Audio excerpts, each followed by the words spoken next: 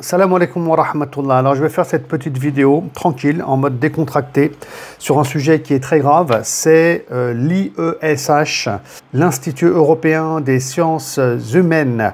Donc c'est un institut où on forme des imams, ça c'est bien connu, où on enseigne le Coran, la religion et la langue arabe. L'IESH, il y en a deux en France, il faut quand même connaître l'historique, ça existe depuis le début des années 90. Il y a l'IESH à Saint-Léger-de-Fourgeret, à Château-Chinon, on peut dire ça, dans la Nièvre.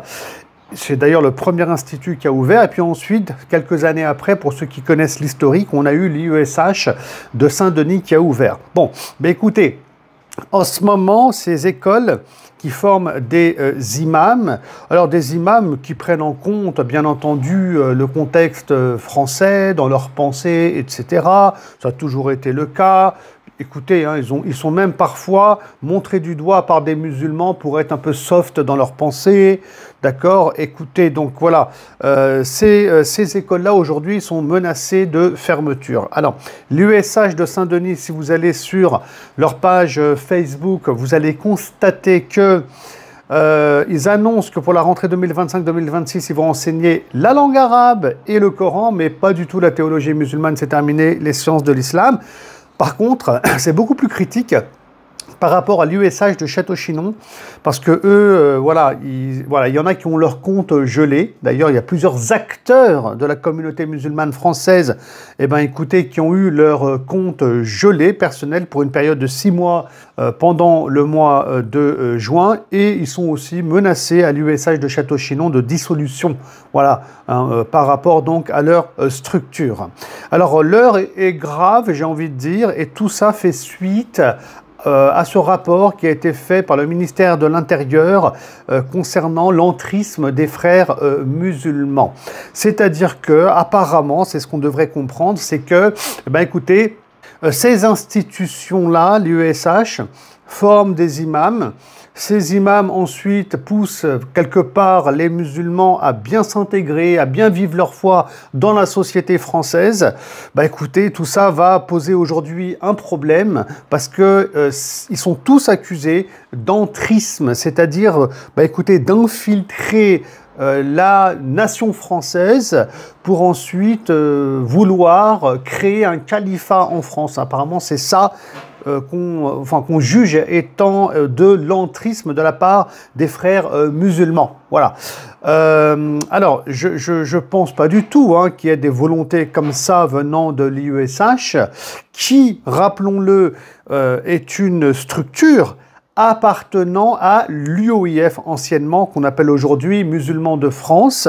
Voilà, donc aujourd'hui, c'est beaucoup de choses qu'on raconte ici et là au niveau des politiques, au niveau des journalistes, mais on attend quand même toujours de voir des preuves concrètes qui mettraient en avant, du coup, des acteurs de la communauté musulmane française qui voudraient infiltrer la nation française et la République pour la faire tomber et pour imposer la charia en France. Voilà, je vais pas rigoler parce que je suis un peu fatigué, mais sinon c'est quand même marrant d'entendre ça. Mais voilà, on voudrait bien voir des preuves. Si c'était le cas, il faut quand même le rappeler, on verrait des musulmans partout à la télévision en train de défendre, comment dire, l'islam, de propager l'islam. Tout le discours médiatique politique serait pro-Gaza, etc., etc. Bon, écoutez, ce n'est absolument pas le cas. Les musulmans n'ont pas accès aux médias non plus, ils n'ont pas accès à la parole, on parle à leur place à la télévision, pareil chez les politiques, enfin bref, il faut quand même prouver toute cette théorie-là. Alors, du coup, c'est quand même une sacrée impasse dans laquelle se trouve l'IESH, Musulmans de France aussi, et beaucoup d'acteurs musulmans. Pourquoi? Parce que il faut revenir à l'histoire. L'histoire un peu du macronisme, parce que avec l'imam Macron, j'allais dire, non, on va dire le président Macron. Pourquoi j'allais dire l'imam Macron, sincèrement? Non, mais c'est même pas pour blaguer, c'est parce que j'ai l'impression que l'État français aujourd'hui, avec Macron, mettent un peu trop leur nez dans les affaires des musulmans. Bon, on est un pays laïque quand même, alors j'entends bien qu'il faut contrôler ce qui se passe dans les communautés religieuses en France pour éviter toute dérive, mais par contre, réfléchir à la place des musulmans, structurer l'islam à la place des musulmans, désigner les bons imams des mauvais imams, le bon islam du mauvais islam, eh bien écoutez, c'est quelque chose qu'on voit apparaître fortement sous l'imam Macron ou le macronisme, ce qui est quand même inquiétant pour les fondements de la République française. Rappelons que la France est un pays laïque. Voilà, je ferme la parenthèse. Voilà. Bon, alors, revenons à notre sujet. Oui, tout le monde est un peu coincé dans cette histoire-là, car sous le macronisme, souvenez-vous, ça se passe à Mulhouse. J'ai eu l'occasion de faire des vidéos dessus. N'hésitez pas à les regarder dans ma playlist qui s'appelle Islam de France. Eh bien, écoutez, Emmanuel Macron a lancé une dynamique contre ce qu'on appelle le séparatisme, d'accord? C'était il y a plusieurs années en arrière, parce que les musulmans seraient des séparatistes, ils ne s'intègrent pas dans la société musulmane, on a des territoires perdus de la République, on en parlait depuis des décennies de ça, hein. Ouais, Saint-Denis, Trappes, apparemment, la République française n'existe plus dans ces régions-là. Enfin, ça, c'est mort de rire quand même, hein. Franchement, c'est du grand n'importe quoi. La charia aurait été imposée, etc. Donc il faut lutter contre le séparatisme. J'avais même expliqué que ça nous fait penser à la lutte contre le séparatisme des Corses, des Basques, etc. Et donc, il faut signer une charte, hein, si on est d'accord avec Macron et qu'on veut lutter contre le séparatisme. Quoi, voilà. Et donc, il y a même un mouvement qui a été créé pour contrecarrer le CFCM, parce que historiquement aussi, c'est le CFCM qui représentait les musulmans de France, dans lequel on trouvait la mosquée de Paris, l'UOIF, donc musulmans de France, etc. Mais tout ça, ça a été un peu balayé pour être remplacé par un système nouveau qu'on appelle le FORIF. Le FORIF, où il y aurait des imams, des aumôniers, des institutions musulmanes, etc., qui discutent avec Macron, avec ses hommes, ses politiques, pour réfléchir à un nouvel islam de France. Voilà, ça c'est un peu l'historique. Et aujourd'hui, c'est par le FORIF que passe Macron. Voilà. Donc d'ailleurs, il y a un article là aujourd'hui que j'ai pu recevoir, qui est sorti le 7 juillet hein, par Le Monde, où on a Macron qui revient sur le FORIF et qui revient sur la notion d'islam de France. Et je vais m'y arrêter un peu juste après. Vraiment, il faut comprendre tout le sujet. Alors, du coup, musulmans de France avec l'USH, l'Institut européen des sciences humaines, avaient signé la loi contre le séparatisme, ils ont acté la charte aussi des valeurs de la République, etc., etc. Bon, ils ont joué le jeu du macronisme, en toute sympathie, pour pas avoir d'ennui sans doute, etc. Je ne sais pas, hein. Je ne vais pas parler à leur place, en tout cas ils ont signé. Et beaucoup ont signé hein, à cette époque-là. Ils avaient peur que s'ils ne signent pas, s'ils ne suivent pas le mouvement, que ça se passe mal pour eux. Mais alors, il s'est passé ensuite, je pense, moi je dirais peut-être le 7 octobre, et que je pense que suite au 7 octobre, il y a eu des chamboulements dans la société, je dirais pas dans la société française, mais un chamboulement peut-être dans le rapport avec les Arabes et le rapport avec les musulmans. Et puis là, on voit soudainement une nouvelle dynamique naître, c'est celle de l'entrisme. Non. Avant, on accuse les musulmans d'être des séparatistes, vous ne voulez pas vous intégrer. Maintenant, on les accuse d'être trop intégrés pour infiltrer la France et pour imposer la charia. Donc, alors là, on passe d'un point A à un point Z quand même, hein, en termes de stratégie, en termes d'idées. Et musulmans de France, l'UOIF, etc., ceux qui sont proches d'eux aussi, on peut dire, hein, comme certaines écoles, la Averroès, selon le dossier aussi, hein, contre l'entrisme fait par Retailleau, enfin bref, hein, mené par Retailleau peut-être, et Gérald Darmanin, il y a aussi El-Kindi, bon bref, etc. Et donc là, on a fait un grand écart. On est passé à d'un truc, à son contraire et à son opposé.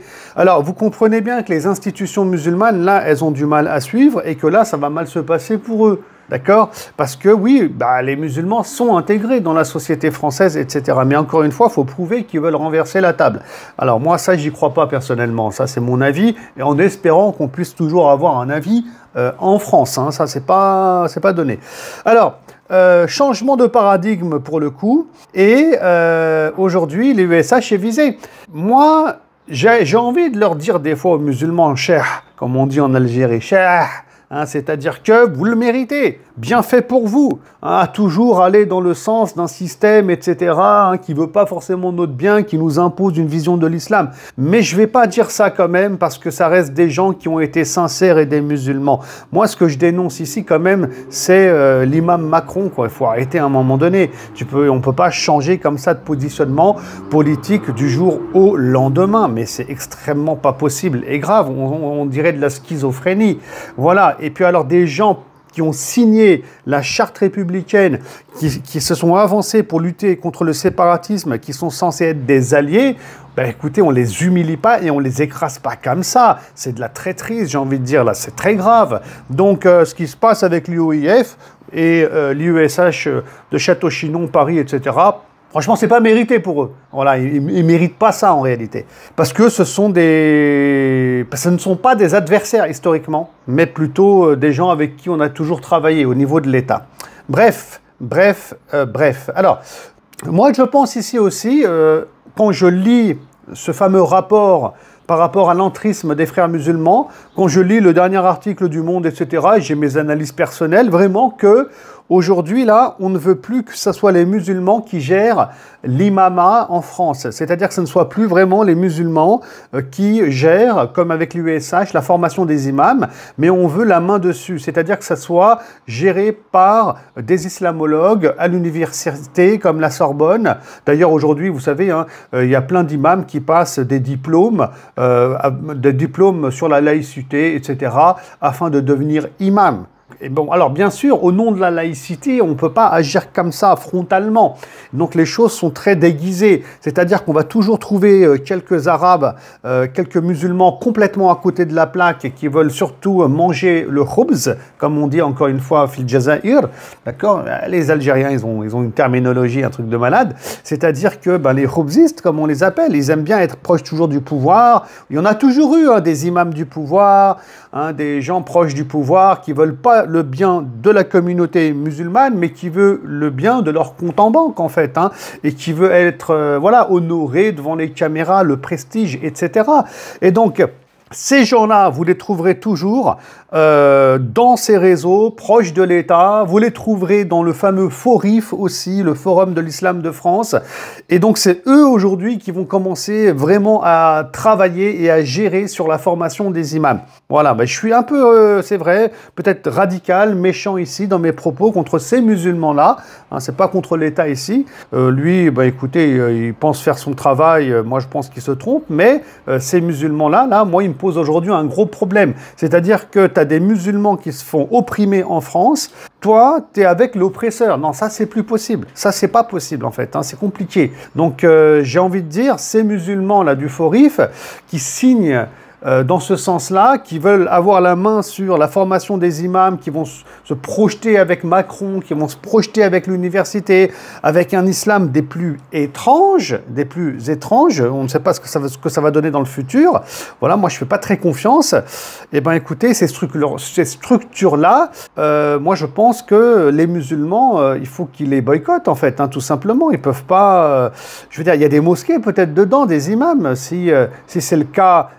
il faut vérifier avec les mosquées et les imams de nos villes respectives. Mais après, vous donnez de l'argent, vous les musulmans, à ces mosquées, à ces imams, etc. Vous imaginez, vous êtes en train de participer financièrement à une main prise sur la communauté musulmane, sur la formation des imams en France. Voilà, donc ça c'est problématique quand même en termes d'indépendance, en termes de laïcité, en termes de tout ce que vous voulez. Après, si les musulmans ils veulent ça, que bien leur fasse, hein, s'ils sont heureux comme ça, écoutez, festoyons, que tout le monde soit content, mais il y aura des dérives, et puis demain, on aura un islam extrêmement laïque ou un islam athéiste, comme un peu on le voit d'ailleurs en ce moment à la télévision. Vous remarquerez qu'il y a plein d'apostats à la télé, des Arabes, voilà, des Arabes qui ont gardé leur nom d'Arabe et qui ont des têtes d'Arabes aussi pour le coup, et, excusez-moi, hein, des mots un peu crus, mais qui passent à la télévision parce qu'ils ont quitté l'islam. Voilà, ils vivent une foi apaisée aujourd'hui. Peut-être qu'il y a une croyance en un Dieu, peut-être, et ils sont mis en avant à la télévision parce que c'est l'islam qu'on va vouloir proposer demain. C'est un islam chrétien, comme les chrétiens un peu en France, voilà, où la foi, elle est là, ont un Dieu, voilà, tout gentil, et puis tout le monde va au paradis, on peut manger ce qu'on veut, du porc, de tout ce que tu veux, boire de l'alcool, aller en boîte de nuit, ne pas manger halal aussi, tiens, bref, et puis tout le monde va au paradis, tout le monde est content. Si t'es pas content avec ça, bien entendu, tu es un islamiste, intégriste, séparatiste, empruntant, l'été plutôt entriste, et donc on arrivera à te massacrer, voilà, à te massacrer. C'est ce qui se passe en ce moment. Donc la mainmise de l'imama, enfin, c'est inquiétant, c'est inquiétant. Mais encore une fois, si les musulmans, ils veulent ça, ben écoutez, moi, je ne peux rien dire. Hein. Il y a des règles, il y a une volonté des croyants et des musulmans. Voilà, je peux rien faire. Je vais revenir ici. Moi, j'essaie de faire un constat des plus objectifs. Hein. Bien entendu, on peut ne pas être d'accord du tout avec moi, je l'entends.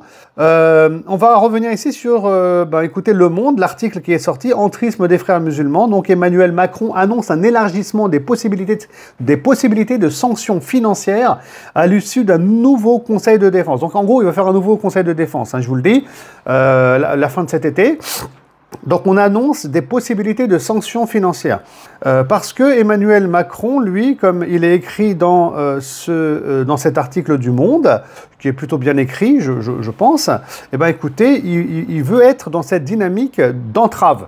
Voilà. C'est la dynamique mise en place aussi par M. Rotaillot, ministre de l'Intérieur. Donc de mettre des entraves. Et puis ça a l'air de plutôt bien marcher.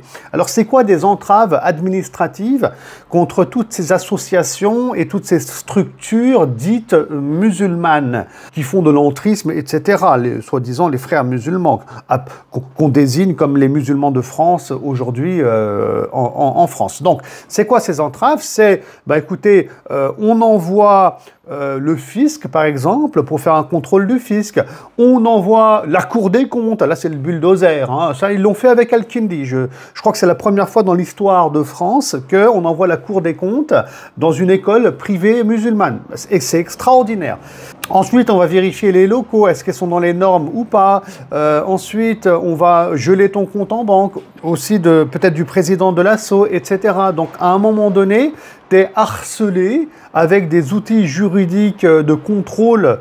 Et donc ça, on a le droit quelque part en France, mais l'autre en face, voilà, il craque, il est accusé de tout, il va plus s'en sortir. Parce qu'il y a trop de contrôle, trop de choses à faire, les comptes gelés, tu peux plus payer les profs, etc.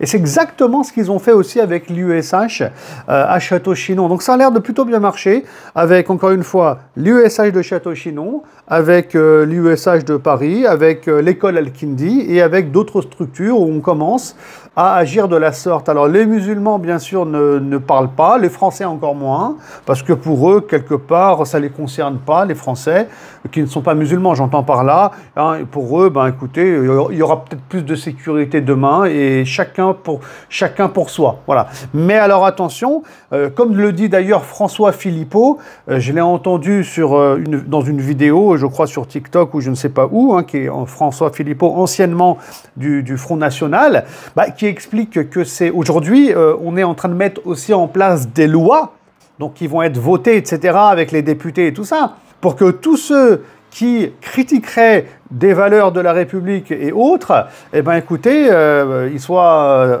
taclés. Et ce qu'il explique François Philippot aussi, et dessus il n'a pas tort du tout, c'est que, soi-disant, ça touche les frères musulmans, mais non. Mais non, ça va le toucher lui, ça va le toucher beaucoup de Français. Demain, toi, tu es contre l'Europe, c'est ce qu'il dit.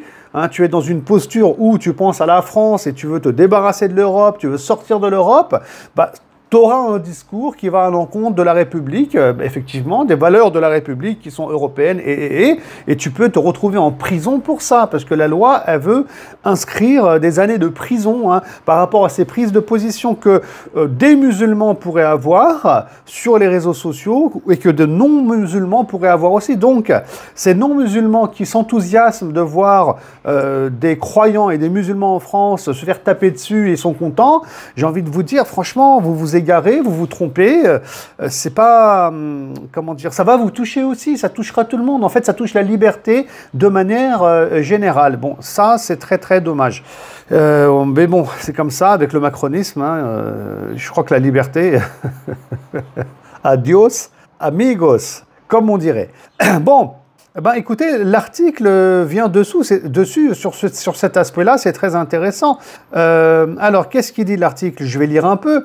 Lors de cette réunion, on a acté la création d'une nouvelle mesure de gel des apports monétaires et financiers, en élargissant ce qui existe déjà en matière de terrorisme. Tu vois, ça je l'ai toujours dit. Le problème de fond, c'était le terrorisme, et Dieu sait que j'ai toujours été vraiment pour qu'on lutte efficacement contre le terrorisme qui est un cancer pour l'humanité. Je l'ai toujours dit, je le dirai toujours. Tuer des innocents et des civils, c'est moi, ça me met hors de moi. Voilà. Donc c'est noble que de lutter contre le terrorisme. Mais donc il y a des gens qui sont dans de la haine envers l'humanité. Bien sûr qu'il faut lutter contre eux. Il n'y a pas de pitié à avoir, etc. Mais de ça, on est passé à ça, je veux dire maintenant. C'est-à-dire les musulmans de France, machin, l'USH. C'est-à-dire que les règles qu'on trouve là-bas dans la lutte contre le terrorisme, ils ont été quand même assez déplacés. Bon, ça, je l'ai toujours dit et... Ben écoutez, on y est. Emmanuel Macron, il est écrit, a aussi annoncé un élargissement du champ des dissolutions administratives. C'est exactement ce que je suis en train de vous dire. Pour l'instant, possible pour les seules personnes morales et qui pourront concerner les fonds de dotation. Donc, ils sont en train d'aller sur ces dites entraves administratives pour tout faire tomber. Voilà, pour tout éteindre. Plus loin, il est marqué dans l'article « Renforcer la formation des imams ». Donc, pour les mesures qui demandent un changement de la loi... Carrément, un changement de loi, je vous le dis. Emmanuel Macron a demandé que les textes soient finalisés dans les semaines à venir et qu'on ait un texte pour la fin de l'été. Donc on va changer les lois, carrément. On va renforcer la formation des imams, on va mettre la main dessus. Et l'article, il est intéressant. Il parle aussi des livres, parce que bien entendu, et ça je l'ai toujours dit, on m'en veut pour ça d'ailleurs au niveau étatique parfois, il est important que l'État français... Je sais que c'est pas très laïque, alors ils vont sans doute passer par le forif. Écoutez, ou par des musulmans et des instances qui mangent le khoubz. Miam, miam, miam. D'ailleurs, j'ai faim, là, je vais aller manger. Qui mangent le khoubz, ils vont passer par eux. Il nous faut une bibliographie. Quels sont les ouvrages qu'on peut lire et quels sont les ouvrages qu'on ne peut pas lire? Quels sont les ouvrages qu'on peut avoir à la maison pour faire de la recherche éventuellement et quels sont les ouvrages qu'on ne peut pas avoir? Parce qu'on a aussi des librairies qui vendent des livres sur l'islam qui sont aujourd'hui visés par rapport aux ouvrages qu'ils vendent et le contenu de ces ouvrages-là. Je ne vais même pas rentrer dans ce sujet parce que pour moi, c'est encore une autre vidéo et c'est une autre thématique. Mais l'article du Monde revient aussi sur ce sujet. Voilà. En tout cas, il faut savoir que, vous savez, il y a un livre qui est célèbre qui s'appelle Riyad al-Salihin, Les Jardins des Vertueux. Écoutez, si vous l'avez à la maison, et il est très célèbre, ça suffit aujourd'hui, je crois, pour avoir des ennuis. Je sais qu'il y a des musulmans, parfois des librairies, qui ont eu des ennuis parce qu'ils possédaient ou ils vendaient le livre Les Jardins des Vertueux. Alors, je sais qu'il y en a qui sont en train de rigoler parce que pour eux, c'est connu, c'est un livre en lien avec la spiritualité, etc. Mais sincèrement, rigolez pas. Je suis très, très, très sérieux. C'est vraiment, vraiment pas une blague. Parce que tu as des hadiths qui parlent de la fin des temps, qui parlent du Dajjal. Ah oui, le Dajjal. À la fin des temps, on parle dans ces hadiths donc de juifs. Alors, on ne sait pas de quel juif il s'agit à ce moment-là, parce que voilà, je ne peux pas vous dire aujourd'hui qu'on est à la fin des temps, qui vont être à ses côtés, à lui, et tout ça. Et puis, ils vont se battre contre les croyants. De l'autre côté, tu as Isa qui revient, Jésus, tu as le Mehdi, etc. Donc, c'est un hadith. Et du coup, ça pose un problème, bien entendu, ça, vous comprenez bien, à Netanyahou, ou aux Israéliens, parce que eux, beaucoup, en tout cas l'extrême droite, je dirais, pour être précis, avec leurs rabbins, font tout pour que le Messie arrive à la fin des temps. Vous voyez, donc ils sont sur un scénario de guerre, donc on a même pensé que la guerre allait peut-être débuter, la Troisième Guerre mondiale, il n'y a pas longtemps en arrière. Et du coup, ces hadiths peuvent laisser penser que les juifs dont on parle, c'est les juifs d'aujourd'hui. Alors du coup, ça pourrait faire monter l'antisémitisme, ça peut pousser des gens à tuer des juifs en France et dans le monde, et je ne sais pas quoi encore.